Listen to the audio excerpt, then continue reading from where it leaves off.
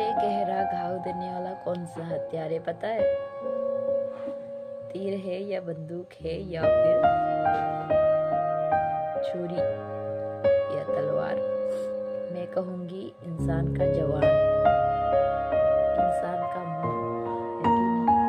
इंसान के मुंह से कही हुई बात एक तीर जितना घातक नहीं होता होगा, इतना घातक देता है, इतना गहरा चोट देता है।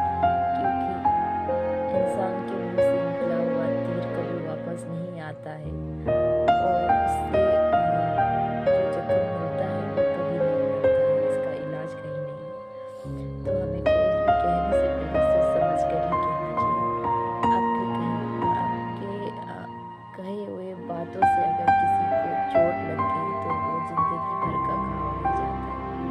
आप उसे कभी नहीं कर सकोगे, भले ही आपको वो माफ कर दे, लेकिन वो आपके द्वारा कही हुई बातों को कभी नहीं भूल सकता है। वो हमेशा ताज़ा रहता है, आपने उसे क्या कहा है वो उसे हमेशा याद रहेगा। इसलिए मुझे लगता है हमें जो भी कुछ कहना है सोच समझ कर कहना चाहिए, क्योंकि हमारे मुंह से निकली हुई बात वापस नहीं आती है।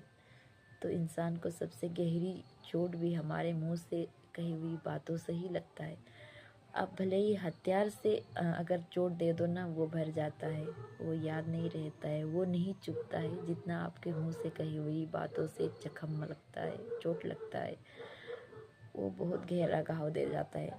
इसलिए हमें सोच समझ कर कहना चाहिए। मैं तो कहूँगी, पता नहीं मेरी बातों के द्वारा भी कितने लोगों को चोट पहुँची होगी, लेकिन मैंने कभी किसी को चोट पहुँचाने के बारे में सोचा तो नहीं, सोच कर कहा भी नहीं।